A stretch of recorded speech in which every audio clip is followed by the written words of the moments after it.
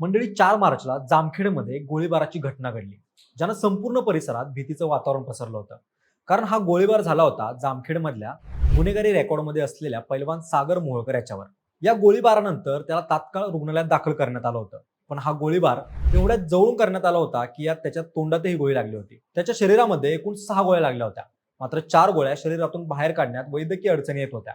त्यामुळे गेल्या 13 दिवसांपासून सागर मोहोळकर हा मृत्यूशी झुंज देत होता.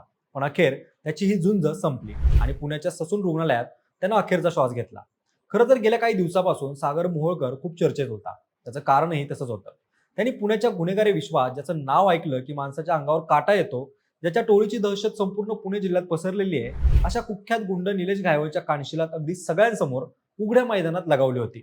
सागर मोहोळकर जामिनावरती सुटून बाहेर आलेला, खुनाच्या गुन्ह्यातून नुकताच बाहेर पडलेला आणि बाहेर पडताच त्यानं थेट पुण्याच्या सगळ्यात खतरनाक गुंडाला आव्हान दिलं आणि त्याचीच किंमत त्याला आता मोजावी लागली आहे, असं देखील आता बोललं जातंय. म्हणूनच सागर मोहोळकर नेमका कोण आहे, सागर मोहोळकरची गुन्हेगारी हिस्ट्री नक्की काय आहे, त्यानं निलेश घायवळच्या कानाखाली का मारली होती आणि आता त्याच्यावर झालेल्या हल्ल्यामागं कोणाचा हात असू शकतो, हे सगळंच जाणून घेऊयात आपण आजच्या व्हिडिओमधून.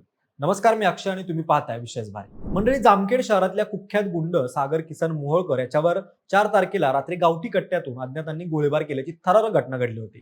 जामखेडमधल्या नुरानी कॉलनीच्या रस्त्यावर संध्याकाळी साधारण 7:30 ते 7:45च्या दरम्यान हा हल्ला झाला होता. दुचाकीवरून आलेल्या अज्ञातांनी त्याच्यावर अचानक गोळीबार सुरू केला. हल्ला इतका अचानक झाला की परिसरात एकच गोंधळ उडाला. सलग झालेल्या गोळीबारामुळे नागरिकांनी भीतीपोटी आसरा घेतला. गोळ्या लागल्यानंतर मोहोळकर रस्त्यावरती कोसळला. हल्लेखोरांनी घटनेनंतर तात्काळ घटनास्थळावरून पळ काढला. त्यात सागर मोहोळकर याच्यावर 5 ते 6 राऊंड फायर करण्यात आले होते. त्याच्या शरीरात एकूण 6 गोळ्या लागल्या होत्या. गंभीर जखमी अवस्थेत त्याला आधी जामखेडमधल्या खासगी रुग्णालयात नेण्यात आलं होतं, पण त्याची प्रकृती खूप गंभीर असल्यानं त्याला अहिल्यानगर इथल्या जिल्हा रुग्णालयात हलवण्यात आलं आणि त्यानंतर पुढील उपचारासाठी त्याला पुण्यातल्या ससून रुग्णालयात दाखल करण्यात आलं होतं. मात्र गंभीर जखमी झालेल्या पैलवान सागर मोहोळकर याचा अखेर उपचारादरम्यान मृत्यू झाला. पुण्यातील ससून रुग्णालयात त्याच्यावर मागील काही दिवसांपासून उपचार सुरू होते. मात्र त्याची प्रकृती चिंताजनक असल्यानं डॉक्टरांचे सर्व प्रयत्न अपयशी ठरले आणि मोहोळकर याने अखेरचा श्वास घेतला. या घटनेमुळे पुन्हा एकदा परिसरात मोठी खळबळ उडाली आहे. दरम्यान या प्रकरणाचा तपास करताना अहिल्यानगरच्या स्थानिक गुन्हे शाखेनं तपासाची चक्र वेगाने फिरवलेली आहेत. पोलिसांनी पुण्यातल्या एका संशयिताला ताब्यात घेतलं असून त्याची कसून चौकशी सुरू आहे. या फायरिंगमध्ये नेमका कोणाचा हात आहे आणि हा वाद कशामुळे निर्माण झाला याचा शोध पोलीस घेत आहेत. तपासादरम्यान काही महत्त्वाचे धागेदोरे पुण्यापर्यंत पोहोचल्याचं समोर आलेलं आहे. या प्रकरणात चार्ली उर्फ माऊली उर्फ ज्ञानेश्वर साठे, रोहित विठ्ठल आखाडे आणि चिन्या नावानं ओळखल्या जाणाऱ्या आरोपीची नावं पुढे आलेली आहेत. पोलिसांनी 2 संशयितांना ताब्यात घेतलं असून त्यांच्याकडून एक गावठी कट्टा आणि जिवंत कारतूस जप्त करण्यात आलेलं आहे. खरं तर मंडळी, गेल्या काही महिन्यापासून सागर मोहोळकर खूप चर्चेत होता. त्याचं कारणही तसंच होतं. 11 एप्रिल 2025ला धाराशिव जिल्ह्याच्या भूम तालुक्यातल्या अंदरुड गावात जत्रेचा माहोल होता आणि जत्रेच्या निमित्तानं कुस्तीचा फड आयोजित करण्यात आला होता. पण इथेच एक वेगळीच राजकीय खेळी सुरू झाली. गावात 2 फड एकाच वेळी आयोजित करण्यात आले होते. एक होता राजकीय विरोधकांचा फड आणि दुसरा होता गावाचा सार्वजनिक फड.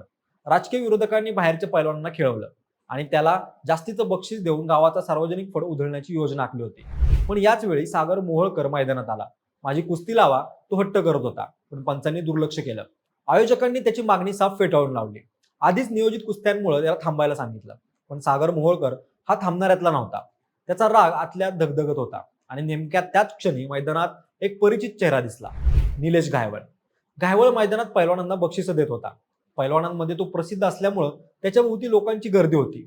सगळं वातावरण उत्साही होतं आणि त्याच गर्दीत सागरनं थेट आखाड्यात घुसून निलेश घायवळच्या कानशिलात लगावली. बरं, हे एवढ्यावरच थांबलं नाही. सागर अजून मारण्यासाठी घायवळच्या अंगावर धावून गेला, पण घायवळच्या टोळीतले लोक आणि समर्थक तात्काळ धावून आले. त्यांनी सागरला पकडलं आणि जबर मारहाण केली. पण तोपर्यंत जे व्हायचं ते झालं होतं. पुण्याच्या गुन्हेगारी जगात ज्याची दहशत होती त्या निलेश घायवळला उघड्यावर कानाखाली मारण्याची हिंमत कुणी केली नव्हती. हे संपूर्ण प्रकरण महाराष्ट्रात चर्चेचा विषय बनलं. मंडळी, निलेश घायवळचं नाव पुण्याच्या गुन्हेगारी विश्वात नवीन नाही. तो कुख्यात गुंड गजा मारण्याच्या टोळीत काम करायचा.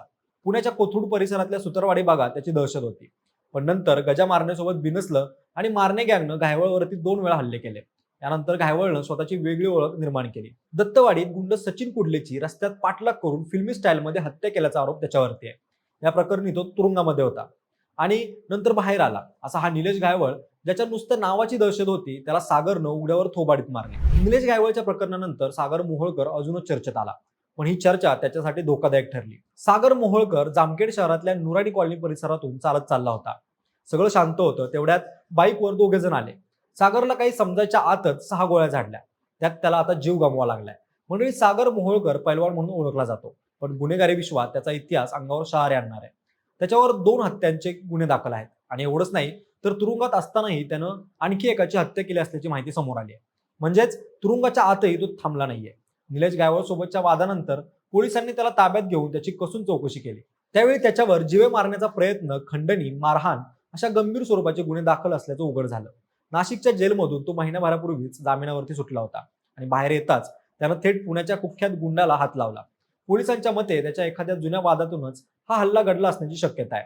वैयक्तिक दुश्मनी होती की गँगवार हे तपासातून स्पष्ट होईलच. पण मंडळी, तुरुंगातून सुटून आलेला एक कैदी ज्याच्यावर खुनाचे गुन्हे आहेत, जो जामिनावरती सुटताच थेट पुण्याच्या भयंकर गुंडाला थोबाडीत मारतो आणि त्याचे परिणाम म्हणून ज्याच्यावर गोळ्या झाडल्या जातात आणि त्यात त्याला आपला जीव गमवावा लागतो, हे किती भयावह आहे. हल्लेखोर कोण होते, यामागं कोणाचा हात होता, निलेश गायवळचा सूड होता का की अजून कोणाचा डाव होता, हे सगळं तपासातून समोर येईलच. पण एक गोष्ट नक्की आहे, गुन्हेगारीच्या या विश्वात प्रत्येक कृतीची किंमत मोजावी लागते. या घटनेबद्दल तुमचं मत काय, आम्हाला कमेंट बॉक्समध्ये नक्की कळवा. सोबतच आपल्या विशेष बारीच्या YouTube चॅनलला सबस्क्राईब करायला विसरू नका. धन्यवाद.